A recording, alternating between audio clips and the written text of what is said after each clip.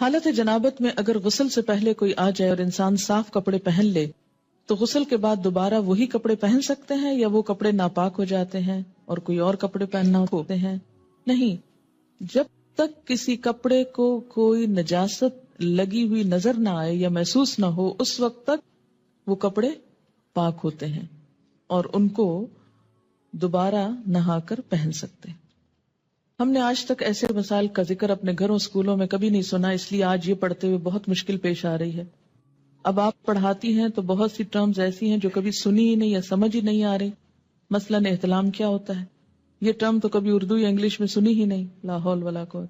تو کبھی اردو یا انگلش میں اس طرح مزی ویٹ ڈسچارج کیا ہوتا ہے؟ میں ان میرڈ ہوں، شاید اس لیے بھی چیزیں مجھے سمجھ میں نہیں آ رہی۔ نہیں، مزی اور احتلام کا تعلق میرڈ یا ان میرڈ ہونے سے نہیں ہے۔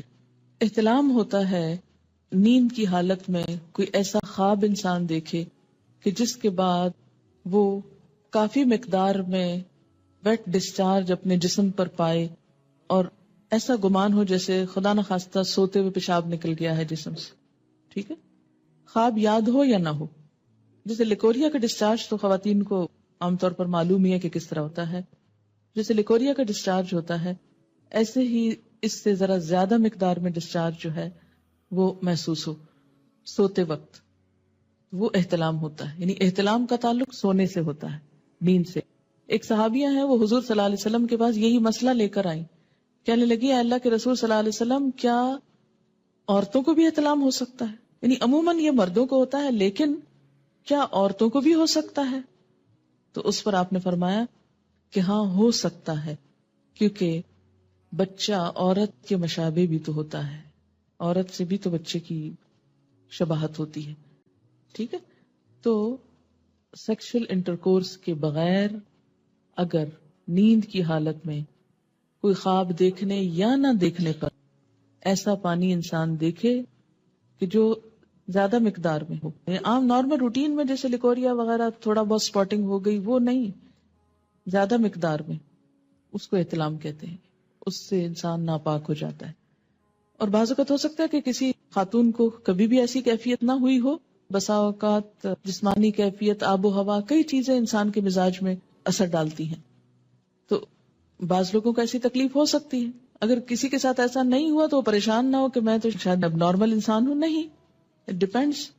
مزی عام طور پر لفظ جو ہے یہ ویٹ ڈسچارج جیسے لیکوریا ہوتا ہے ایسے ہی ہوتا ہے، لیکن یہ جاگتے ہوئے ہوتا ہے، یہ نیند کی حالت میں نہیں، یہ جاگنے کی حالت میں ہوتا ہے۔ اور اس میں عموماً ایسا ہوتا ہے کہ مثلاً کوئی ایسا سین آپ نے دیکھا ہے ٹیلی ویژن میں، یا ایسی کوئی کتاب پڑھی ہے، یا کوئی بھی ایسی چیز کہ جس سے جسم کے اندر خلل آتا ہے، یعنی انسان کے ایموشنز جو ہیں وہ ڈسٹرب ہوتے ہیں، تو ایموشنز کے فرق سے یہ ڈسچارج ہوتا ہے۔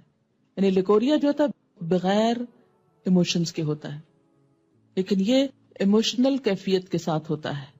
ایموشنل کیفیت کے ساتھ جو ویٹ ڈسچارج ہوتا ہے اس سے استنجا بھی لازم ہے اور وضو بھی لازم ہے، لیکن نہانا لازم نہیں۔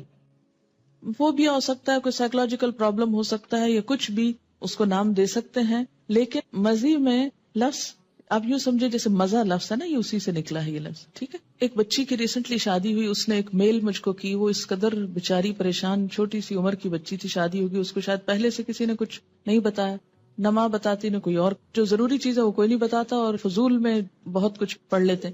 تو اب وہ کچھ بہت ہی جینون جو اس کے شوہر کے رویے تھے ان پر وہ اس قدر خوف زدہ تھی اور پریشان کہ شاید میرے ساتھ کوئی بہت ہی گناہ کا کام ہو رہا ہے یا اس طرح۔ تو ایسا کیوں ہے؟ اس لیے کہ یا تو اس کو اتنا چھپایا گیا اور بتایا ہی نہیں گیا، یا یہ ہے کہ بلو پرنٹس بچے چھپ چھپ کے دیکھیں تو ماں باپ کو خبر نہ ہو۔ ان رویوں میں بہت نارمل اور بہت فطری انداز میں، نیچرل انداز میں آپ کو بہیو کرنے کی ضرورت ہے۔